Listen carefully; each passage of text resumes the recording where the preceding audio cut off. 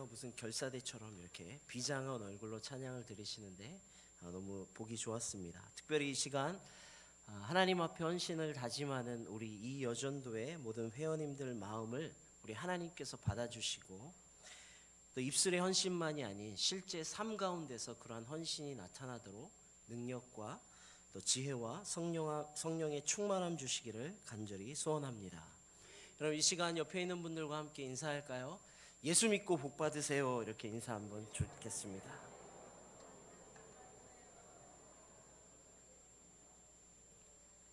여러분, 예수님 믿고 복 받으시기 바랍니다. 제가 이 여전도회하고 조금 인연이 있는 것 같습니다. 왜냐하면 작년 헌신 예배 때도 제가 설교를 이렇게 했는데요, 말씀을 전했는데, 올해도 이렇게 하나님께서 허락하셔서 같이 은혜를 나눌 수 있게 되어서 참으로 감사하고, 제게는 영광인데 우리 이 여전도회 회원님들께는 조금 아쉬울지도 모르겠어요. 그래도 이미 정해진 거 어쩔 수 없습니다. 주신 말씀 잘 전하도록 하겠습니다. 오늘 함께 살펴보는 이 에베소서의 말씀은 바울의 서신서 중에 하나입니다. 바울은 2차 전도 여행에서 에베소에 잠시 들려서 그곳에서 교회를 개척하고요, 그리고 그 다음 전도 여행인 3차 전도 여행 때 에베소 지역에서 약 3년에 가까운 시간을 머물면서 그곳 성도들을 양육하고 교육했다라는 것을 우리가 알고 있습니다. 때문에 그 에베소 교인들과는 굉장히 친밀한 관계를 맺었을 것입니다. 우리가 지금 주일 계속 살펴보는 사도행전 강해를 통해서도 우리가 이미 들었습니다. 에베소 성도들과 바울이 아주 긴밀한 그런 관계 속에서 서로를 위해서 기도하고 중보하고 또 후원하는 그런 모습이었다라는 것을 우리가 알 수 있습니다. 그러나 오늘 함께 살펴보는 이 에베소서의 말씀을 보면 에베소서 교회의 사적인 내용들은 기록되어 있지 않다는 것도 우리가 알 수 있습니다. 지금 새벽마다 묵상하는 고린도전서만 보더라도 바울이 고린도 교회 성도들에게 편지를 보내면서 그 교회에 나타난 문제들을 굉장히 상세하게 다루는 것을 우리가 확인할 수 있지 않습니까? 음행의 문제, 혹은 다른 우상 숭배의 제물의 문제, 고린도 교회 성도들이 바울에게 질문하였던 것에 대해서 바울이 조목조목 대답해 주는 형식의 서신서임이 분명합니다. 그런데 에베소서는 그와는 좀 다른 성격의 서신서라고 할 수 있습니다. 왜냐하면 자기와 그런 친밀한 관계를 맺었던 에베소 교회 성도들과의 사적인 문제는 거의 다루고 있지 않습니다. 굉장히 보편적인 이야기들을 에베소서에 기록하고 있는 것을 보게 되는데요, 아마도 이 서신서는 에베소 교회뿐만 아니라 에베소 지역에 있는 교회들과 더불어서 아시아에 있는, 소아시아에 있는 다른 교회들의 성도들이 함께 돌려보도록 하는 회람용 서신이기 때문에 아마도 그렇게 기록하지 않았을까라고 많은 학자들이 추정하고 있습니다. 때문에 사사로운 인사말은 좀 생략되었고요, 대신에 본론이 길게 기록되어 있습니다. 그래서 인사말과 끝맺음은 굉장히 간단하게 이렇게 정리되어 있습니다. 그런가 하면 이 에베소서는 바울이 로마에 있는 옥중에 갇혀 있을 때 기록한 서신서입니다. 때문에 옥중 서신이라고 불려지는데요, 에베소서, 빌립보서, 골로새서, 그리고 빌레몬서, 이 네 권의 성경을 옥중에서 기록했기 때문에 옥중 서신이다라고 말씀합니다. 로마에 갇혀 있는 그런 메인 몸이면서 바울은 지금 에베소 교회에 있는 성도들을 기억하면서 그들에게 간절하게 말씀을 전하고 지금 편지를 보내고 있다라는 것입니다. 이 에베소서는요, 종교개혁가인 이 존 칼뱅이가 특별히 좋아했던 서신서라고 잘 알려져 있습니다. 기록에 보면 많은 학자들이 이 에베소서를 굉장히 높게 평가하는 것을 보게 되는데요, 혹자는 에베소서를 가리켜서 사람이 쓴 가장 신학적인 진술이다라고 평가했는가 하면, 또 다른 사람은 서신서의 여왕이다라고 평하기도 했습니다. 어쨌든 이러한 배경을 가지고 오늘 본문 에베소서 1장 3절로 14절까지의 말씀을 살펴보면서 하나님께서 우리에게 주신 신령한 복, 즉 하늘에 속한 신령한 복이 무엇인가에 대해서 함께 나누려고 합니다. 여러분, 우리가 인사하면서 제가 여러분에게 옆에 있는 분들과 예수 믿고 복 받으세요 이렇게 인사라고 부탁을 드렸지 않습니까? 제가 다시 한번 여러분께 묻고 싶습니다. 여러분, 예수님 믿고 복 받으셨습니까? 정말 받으셨습니까? 네. 예수님 믿고 진정한 복 받으시는 우리 성도님들, 우리 인해교회 모든 성도님들 되시기를 주의 이름으로 축원합니다. 그런데 어떤 성도님들은요, 가만히 보면 안타깝게도 예수님을 믿는다라고 하면서도 예수님 믿고 받게 되는 복에 대해서 잘 알지 못하시는 분들도 간혹 계신 것 같아요. 예수님 믿고 어떤 복 받으셨습니까? 그러면 글쎄요 이렇게 좀 건강해졌나요? 혹은 취업 잘 됐습니다. 혹은요 우리의 자녀들이요 좋은 학교 갔습니다. 그 정도의 복을 이야기하시는, 거기에서 머무르고 계시는 분들이 아직도 좀 있는 것은 아닌가 생각할 때가 있습니다. 여러분, 우리가 정말 예수님을 믿고 예수님을 통해서 얻어지는 복이 우리에게 임했다면 그 복이 무슨 복인가에 대해서 잘 알고요 설명할 수 있어야 합니다. 그런 맥락에서 오늘 본문은 예수 그리스도를 통해서 예수 그리스도를 믿을 때 우리에게 주어지는 복에 대해서 바울이 설명하고 있습니다. 먼저 본문 3절 말씀을 같이 보도록 하시겠습니다. 3절입니다. 제가 한번 읽겠습니다. 찬송하리로다 하나님 곧 우리 주 예수 그리스도의 아버지께서 그리스도 안에서 하늘에 속한 모든 신령한 복을 우리에게 주시되. 여러분, 3절 말씀을 통해서 우리가 확인할 수 있는 예수 믿으면 받게 되는 복은 어떤 복이라고 말씀합니까? 무엇입니까? 하늘에 속한 신령한 복. 한번 따라 하시겠습니까? 하늘에 속한 신령한 복. 이미 앞서 나가셔. 제가 하늘에 속하니까 신령한 복. 잘하십니다. 하늘에 속한 신령한 복이다라고 바울이 그 복에 대해서 언급하고 있습니다.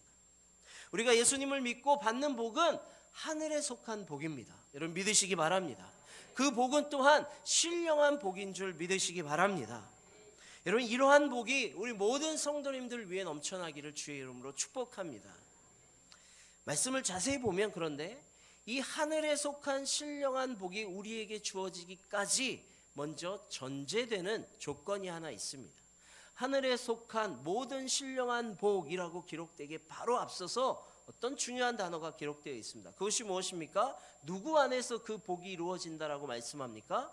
그리스도 안에서 그 복이 우리에게 실제가 된다라고 바울은 기록하고 있습니다. 3절 말씀 다시 제가 읽겠습니다. 찬송하리로다 하나님 곧 우리 주 예수 그리스도의 아버지께서 그리스도 안에서 하늘에 속한 모든 신령한 복을 우리에게 주시되. 그리스도 안에서 이 복이 실제가 된다라는 것입니다. 여러분, 그리스도 안에서라는 표현은 이 사도 바울이 자주 사용했던 신학적인 표현입니다. 그의 서신서에 보면 그리스도 안에서 in Christ라는 표현이 약 160회 이상 사용되는 것을 보게 됩니다. 그러니까 그리스도 안에서 그리스도 안에서 그리스도 안에서 이 말을 계속하고 있는 거예요. 그런가 하면 에베소서에만 봐도 36회 이상 36번 이상 그리스도 안에서라는 말을 사용하고 있습니다.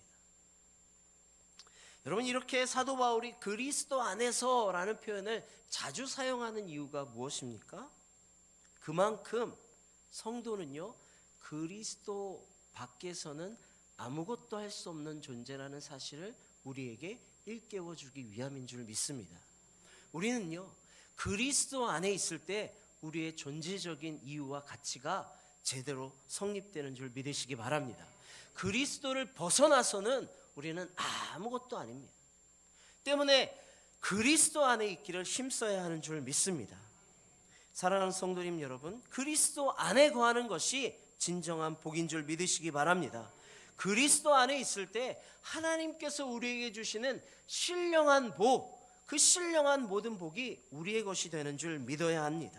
때문에 우리가 예수님 안에서 이렇게 한자리에 모여서 예배드리고 있는 것 아니겠습니까? 여러분, 바울은 이렇게 그리스도 안에서 받게 되는 신령한 복에 대해서 이어지는 말씀을 통해서 세 가지로 우리에게 말씀하고 있는 것을 보게 됩니다. 오늘 본문 3절부터 14절까지의 말씀이요 우리말 성경으로 보면 여러 문장이 이어져서 이렇게 연결되어 있는 것을 우리가 살펴볼 수 있는데, 헬라어 원문을 보면 3절부터 14절까지의 말씀은 한 문장으로 되어 있습니다. 오늘 권사님 말씀을 읽어주시면서 너무 길어가지고 이렇게 한꺼번에 쭉 읽기가 힘드시잖아요. 제가 읽어도 한 호흡에 이 말씀을 다 시작해서 찬송하리로다 하나님 곧 이렇게 해서 끝까지 읽기가 참 버거울 정도로 굉장히 긴 문장입니다. 그런데 원문에 보면 한 문장으로 이 3절부터 14절까지 되는 총 12절의 긴 말씀이 한 문장으로 되어 있다라는 것입니다. 이것이 무엇을 말씀하냐면, 바울이요 하늘에 속한 신령한 복에 대해서 에베소 교인들에게 그들에게 전하면서 기쁘고 이 가슴 벅찬 마음으로 숨 쉴 겨를도 없이 한 문장으로 한 호흡으로 그 말씀을 증거하고 있다라는 것입니다. 여러분, 사람이 뭔가 중요한 일 혹은 기쁜 일을 전할 때에는요 막 숨도 쉬지 않고 얘기하잖아요. 그래서 좀 가만히 있고 천천히 좀 말해봐 막 이렇게 하지 않습니까? 그럴 때가 간혹 있습니다. 지금 그런 심정이 너무 귀한 말씀을 전하다 보니까 하나님이 우리에게 주신 복, 하늘에 속한 모든 신령한 복에 대해서 말씀하려고 하니까 바울이요 지금 숨가쁘게 이 말씀을 증거하고 있다라는 것입니다. 그런 상태로 하나님께서 우리에게 주시는 복에 대해서 설명하는데, 그 복이 무엇인가? 첫 번째 복은 택하심의 복입니다. 여러분 한번 따라 하시겠습니까? 택하심의 복. 하나님께서 예수 그리스도 안에 있는 자들, 즉 예수님을 믿는 자들에게 주신 첫 번째 복이 바로 택하심의 복이라는 것입니다. 본문 4절 5절 말씀을 한번 보시겠습니까? 제가 다시 한번 읽겠습니다. 본문 4절과 5절입니다. 곧 창세전에 그리스도 안에서 우리를 택하사 우리로 사랑 안에서 그 앞에 거룩하고 흠이 없게 하시려고 그 기쁘신 뜻대로 우리를 예정하사 예수 그리스도로 말미암아 자기의 아들들이 되게 하셨으니 라고 기록하고 있습니다. 성경은 창세 전이죠, 영원의 때에 하나님께서 우리를 먼저 택하셨다라고 분명히 말씀하고 있습니다. 여러분, 하나님께서 우리를 택하신 이유가 무엇입니까? 왜 하나님께서 우리를 택하셨습니까? 하나님께서 우리를 창세 전에 택하셨다라고 바울이 선언하고, 왜? 그 이유에 대해서 무엇이라고 말씀하고 있습니까? 우리로 하여금 하나님 앞에서 거룩하고 흠이 없는 존재로 만들기 위해서 우리를 택하셨다라고 말씀합니다. 여러분, 이 말씀의 이 말씀 안에는요 원래 우리는 어떤 존재라는 사실이 담겨져 있습니까? 원래 우리는 거룩하지도 않고 흠이 없지도 않은, 사실 흠투성이죠. 그런 존재라는 사실이 이 말씀 안에 담겨져 있습니다. 우리는 거룩한 존재가 될 수 없습니다. 우리는 흠이 없을 수가 없습니다.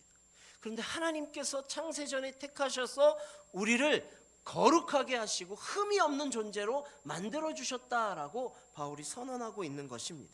왜요? 왜, 무엇 때문에, 무엇 하시려고 그렇게 하셨습니까? 5절 이어지는 말씀에 이렇게 기록되어 있습니다. 그 기쁘신 뜻대로 우리를 예정하사 예수 그리스도로 말미암아 자기의 무엇이 되게 하시려고요?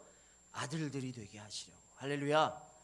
하나님께서 우리를 자녀 삼아 주시려고, 하나님의 자녀 삼아 주시려고 우리를 택하시고, 택하실 뿐만 아니라 거룩하고 흠이 없는 존재로 만들어 주셔서 하나님의 양자 삼아 주셨다라는 것이 바울이 오늘 말씀을 통해서 우리에게 전해주고 있는 첫 번째 복이 되는 것입니다.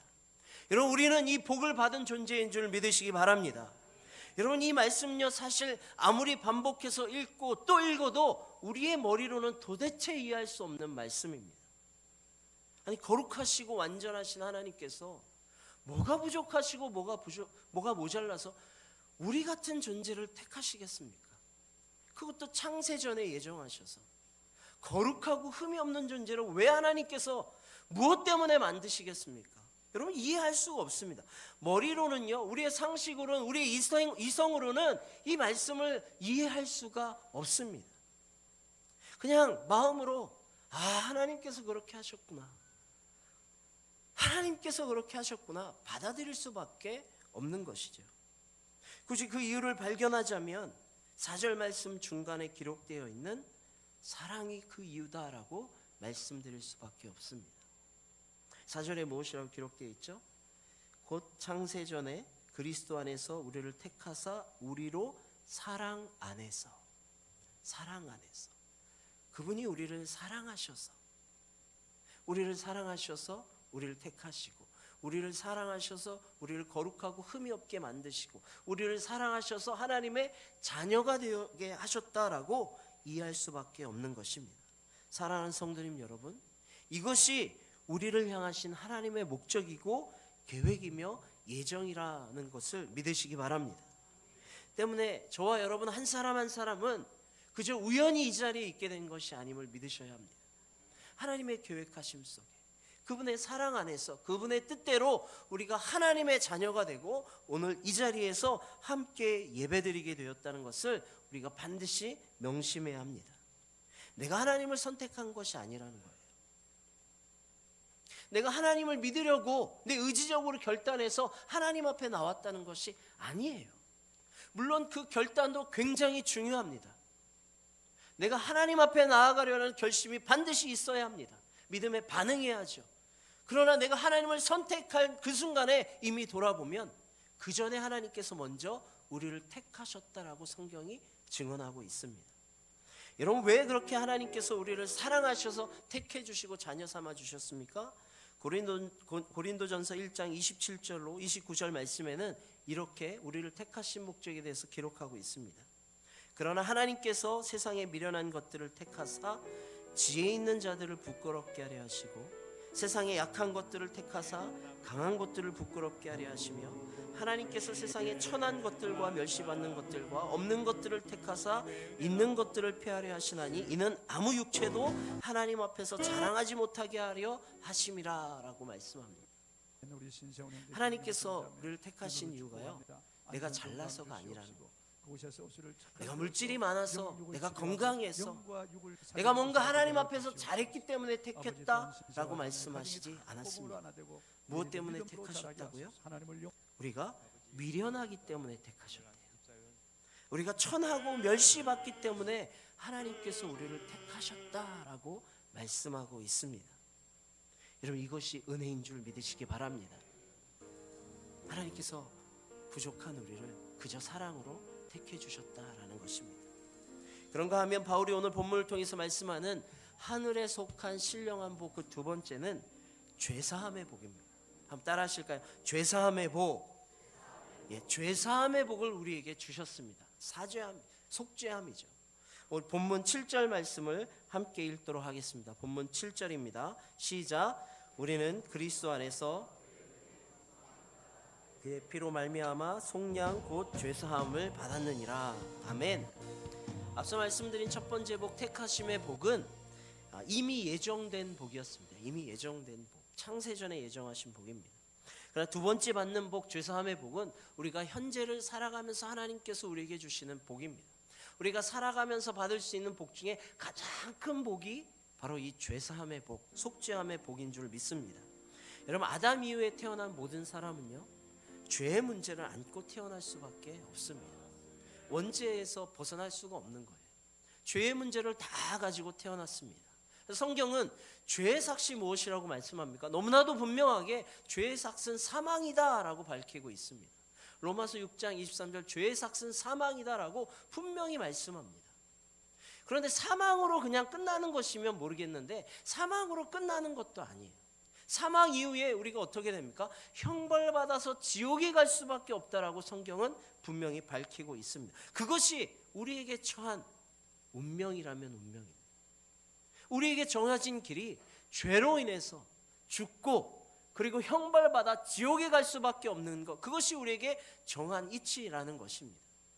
근데 하나님께서요, 우리를 사랑하셔서 그 죄를 용서해 주셨다라는 것입니다. 여러분, 시편 기자는 이 죄사함의 복에 대해서 103편 12절에 이렇게 기록하고 있죠. 동이 서에서 먼 것 같이 우리의 죄가를 우리에게서 멀리 옮기셨다. 동이 서에서 멀잖아요. 동에서 서로 가고 한 사람 동으로 가면 만날 수 없지 않습니까? 그렇게 하나님께서 우리의 죄가를 완전히 잊으셨다라는 거예요. 바울이요, 지금 본문 7절 말씀을 통해서 하나님께서 우리에게 주신 복, 죄사함의 복에 대해서 말씀하는데 또 여기에도 조건을 달고 있어요. 그것이 무엇입니까? 7절 말씀에 우리가 주의를 기울여야 하는 말씀이 있는데요, 우리는 그리스도 안에서 그의 은혜의 풍성함을 따라 그의 무엇으로 말미암아? 피로 말미암아 우리가 속량 곧 죄사함을 받았다는 것입니다. 사랑하는 성도님 여러분, 죄사함을 이야기할 때 빠질 수 없는 것이 예수 그리스도의 피 흘리심, 그분의 십자가의 속량하심입니다. 하나님은 은혜가 풍성하시고 사랑이 자비하시고 넘쳐나는 분이세요. 하나님은요 정말 우리를 사랑하시는 분이세요. 믿으십니까? 근데 하나님이 우리를 사랑하셔서 그저 용서해 주신 것이 아니라는 거예요. 사랑하시지만, 분명히 사랑하시지만 우리 하나님은 또 어떤 하나님이십니까? 공의의 하나님이세요. 죄에 대한 대가를 반드시 치르게 하시는 하나님이십니다. 우리가 지은 죄에 대한 대가를 하나님께서 치르도록 하셨어요. 누구를 통해서요? 예수 그리스도, 흠없는 예수 그리스도. 사람의 죄는요 피로밖에 사할 수가 없습니다. 이것이 하나님께서 정하신 법입니다. 히브리서 말씀에 보면 피 흘림이 없으면 사함이 없다라고 분명히 밝히고 있습니다. 우리의 모든 죄들은 피 흘림이 있어야 죄사함을 받을 수 있는데, 속량함을 받을 수 있는데, 누구의 피요? 죄가 없는 분의 피가 필요하다라는 것 때문에 예수 그리스도께서 친히 속죄 제물 되셔서 십자가에 달려 피 흘려 죽으신 것, 그것이 우리에게 복이다라고 말씀하고 있는 것입니다. 성경은 더 나아가서 이 속죄함의 복은요, 이 죽는 사람에게조차 복이 된다라고 말씀하고 있습니다. 요한계시록 14장 13절에 이렇게 말씀합니다. 또 내가 들으니 하늘에서 음성이 나서 이르되 기록하라, 지금 이후로 주 안에서 죽는 자들은 복이 있도다 하시매 성령이 이르시되 그러하다, 그들이 수고를 그치고 쉬리니 이는 그들의 행한 일이 따름이라 하시더라. 여러분, 죽음은 슬픈 것입니다. 이별하는 것이에요. 헤어지는 것이에요. 아픈 것이에요. 마음이 점여오는 것입니다. 그럼에도 불구하고 성경이 무엇이라고 역설적으로 말씀합니까? 그리스도 안에서 죽는 죽음은 복되다, 이렇게 말씀하고 있습니다. 여러분, 이 사실을 믿으시기 바랍니다. 왜 그렇습니까? 그리스도 안에서 죽는 죽음은 세상의 다른 죽음과 같지 아니한 속죄함을 받은 죽음이기 때문에 그렇습니다. 죄가 사함을 받고 이제 하나님과 하시는 영원한 천국으로 우리를 인도하는 그러한 통로가 되기 때문에 그 죽음이 복되다라고 말씀하고 있는 것입니다. 여러분, 예수 그리스도 안에서 죄 사함을 받는 자들은 죽음조차도 복이 되는 것을 여러분 기억하시기 바랍니다. 어느 사람이요 사막을 가다가 길을 잃어버렸습니다. 여기저기 막 찾는데 사람은 찾아볼 수가 없고 사람이 머물렀던 흔적만 발견한 거예요.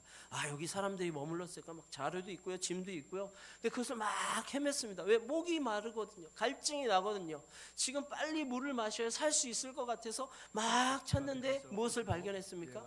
찾는 물은 안 나오고 금은 보석만 막 있는 거예요. 이 사람이 금은 보화를 발견하고 심정이 어땠습니까? 와, 돈이다 이랬겠습니까? 아무것도 아니잖아. 이거 정말 쓸모없는 거잖아. 여러분, 죽는 사람 앞에서는요 돈도 아무 소용이 없어요. 죽는 사람에게 가장 필요한 것이 무엇입니까? 예수 그리스도의 속죄함의 은혜예요. 왜요? 죽음 이후에 영원한 생명, 영원한 천국에 갈 수 있는 길이 보장되기 때문에 그렇습니다. 사랑하는 성도님 여러분, 바라고 소원하기는 우리 인에게 모든 성도님들에게는 이 죄사함, 속죄함의 은혜가 가득히 흘러넘치기를 주의 이름으로 축복합니다. 우리가요 먼 훗날 언젠가 될지 모르지만 저 천국에서 다시 만날 때 인에게 모이세요. 우리 목사님 깃발 딱 꽂으시면 이렇게 모이십시오. 여러분, 그때요 한 분도 빠지지 않고 다 만나뵀으면 좋겠어요. 정말 간절히 소원합니다. 그때 거기 있었는데 왜 죄사함을 못 받았을까? 왜 속죄함을 못 받았을까? 안타까워하는 일이 없었으면 좋겠습니다. 오늘 본문에서 바울이 말씀하는 하늘에 속한 신령한 복, 그 세 번째는요 성령의 인치심을 받는 복입니다. 한번 따라 하시겠습니까? 성령 받는 복. 네, 성령 받는 복이 세 번째 바울이 말씀하는 하늘에 속한 신령한 복입니다. 본문 13절 말씀 함께 읽도록 하겠습니다. 13절입니다. 시작. 그 안에서 너희도 진리의 말씀 곧 너희의 구원의 복음을 듣고 그 안에서 또한 믿어 약속의 성령으로 인치심을 받았으니. 아멘. 여러분, 우리가 예수님을 믿고 마음으로 영접할 때요, 사실 우리 육체적으로는 별 감정이 들거나 별 변화를 느끼지 못할 때가 종종 있습니다. 예수님을 믿었다라고 하면서도 내가 믿은 건가?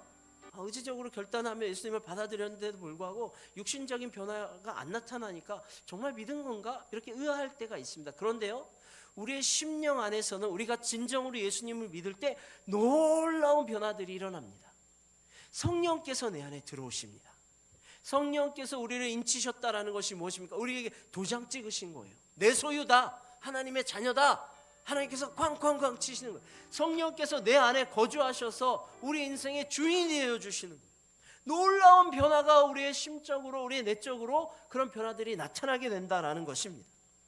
여러분, 이것을 성령의 인치심이라고 오늘 본문 13절이 말씀하고 계시는 거죠. 성령이 우리 안에 들어오신다라는 거예요.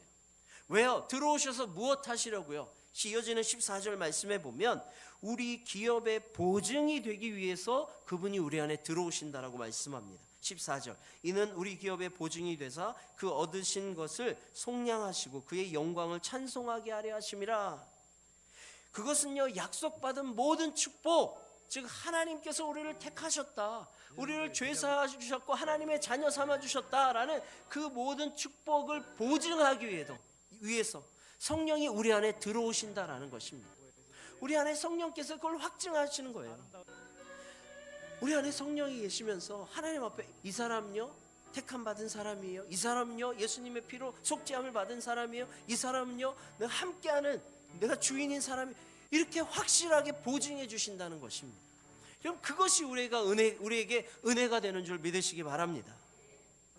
성령께서 우리 안에 들어오셔서 어떤 일들을 하십니까? 성경에서 많은 구절들로 소개하고 있지만 몇 구절만 한번 살펴보기를 원합니다.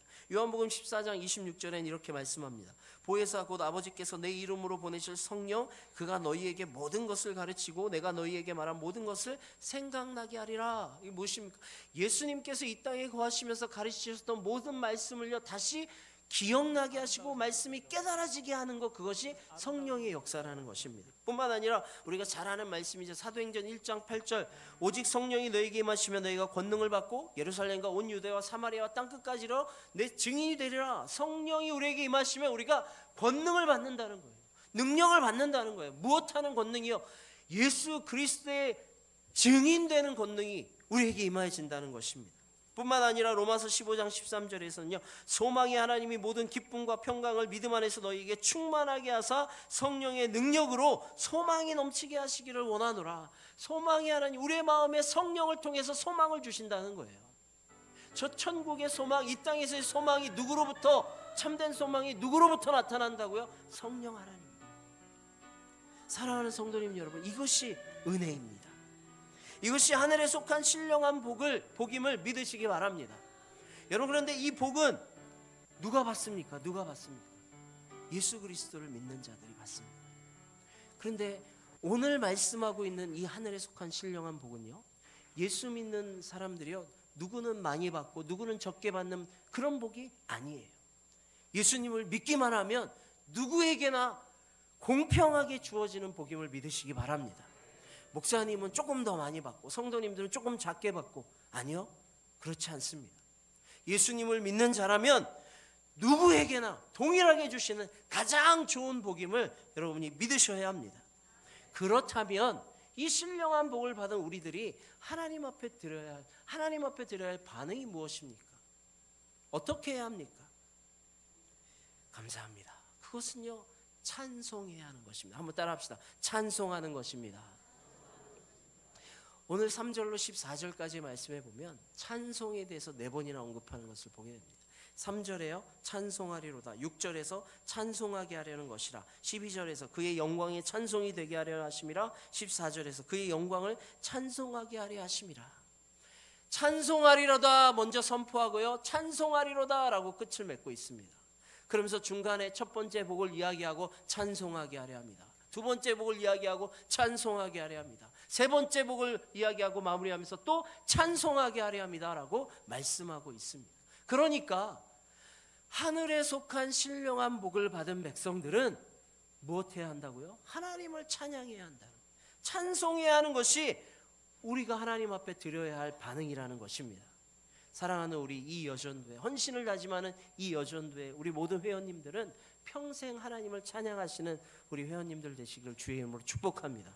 더불어 우리의 모든 성도님들이 하나님만 높여드리는 성도님들 되시기를 주의 이름으로 축복합니다.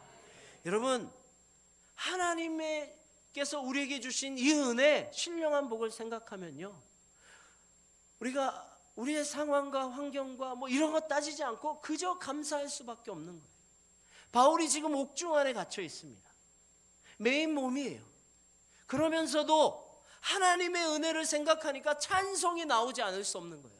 찬송하리로다, 찬송하리로다, 찬송하리로다, 찬송하리로다. 자신의 형편을 그가 먼저 생각했다면 그게 어디 찬송할 일입니까? 주를 위해서 평생 복음을 전했는데 자신이 갇혀있는 상황은 감옥이에요.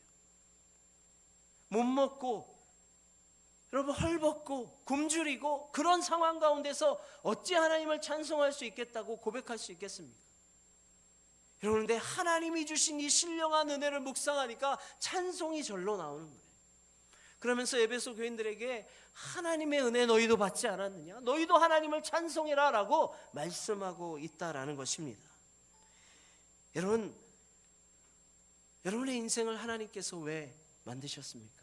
이 땅에 왜 불러주셨습니까? 하나님을 찬송하게 하기 위함입니다. 여러분, 하나님께서 왜 우리를 택하셨습니까? 여러분, 하나님을 찬송하게 하기 위함입니다. 하나님이 우리를 자녀 삼아 주신 것도, 흠없이 거룩하게 만들어 주신 것도, 하나님께서 예수 그리스도의 핏값으로 우리를 속량하신 것도, 그리고 성령께서 내 안에 내주하시는 것도, 그 모든 것이 하나님을 찬양하도록 하기 위함임을 여러분 기억하시기 바랍니다. 사랑하는 성도님 여러분, 하나님을 찬양하시는, 찬송하는 인생 되시기를 주의 이름으로 축복합니다. 근데 이 찬양은 입술로만 드리는 찬양으로 끝나서는 결코 안 됩니다. 여러분, 하나님을 찬송하려 합니다. 하나님께 드리는 찬양은요, 우리의 삶으로 드리는 찬양이 되어야 합니다. 예배장에 나와서 그저 30분 잠깐 찬양하는 거, 찬양 다 했네? 여러분, 이 찬양으로 끝나서는 안 돼요. 찬양이 무엇입니까? 하나님이 나의 하나님 되심을 내 삶으로 인정하는 거예요. 하나님께서 늘 내게 주시는 그 은혜에 대해서 묵상하고 감사함으로 반응하는 것, 그것이 찬양이에요. 하나님을 높이는 거예요. 지난 금요일 김종태 선교사님 오셔서 뭐라고 말씀해 주셨죠? God is good all the time, all the time God is good. 하나님은 언제나 어떤 상황과 형편 속에서도 선하시다라고 고백할 수 있는 것, 이것이 제자의 삶이다라고 말씀하셨는데, 그것이 찬양하는 거예요. 우리의 형편이 좀 어렵고 힘들어도요, 그러나 하나님은 찬양받기 합당하십니다라고 고백하는 것, 그것이 우리의 삶으로 하나님을 높여드리는 거예요. 시험에 떨어지고 실패하고 좌절하고 승진하지 못하고 때로 질병에 힘들고 어려운 상황일지라도, 그럴지라도 우리 하나님이 내게 주신 복을 기억하면서, 그럼에도 불구하고 우리 하나님은 찬양받기에 합당하십니다. 우리 하나님은 찬양받기에 합당하십니다. 우리 하나님은 찬양받기에 합당하십니다 라고 인정하고 고백하는 것, 그것이 우리의 삶 가운데 계속 되어야 하는 줄 믿습니다. 말씀을 맺도록 하겠습니다. 우리는 하나님께 복받은 존재입니다. 하늘에 속한 신령한 모든 복을 하나님께서 우리에게 주셨습니다. 첫째는 무슨 복이었습니까? 택하심의 복이었습니다. 두 번째는요, 죄사함의 복, 속죄함의 복입니다. 세 번째는요, 성령이 함께 하시는 복입니다. 성령 받는 복입니다. 사랑하는 인해교회 성도님 여러분, 여러분은 복 받으셨습니다. 이제 이 복 받은 사람으로서 하나님 앞에 감사하고 하나님을 찬양하는 우리들의 인생, 하나님 앞에 올려드리는 그런 놀라운 반응이 우리의 삶의 현장마다 넘쳐나기를 주의 이름으로 축복합니다. 그런 인생 되시기를 간절히 소원합니다. 기도하겠습니다.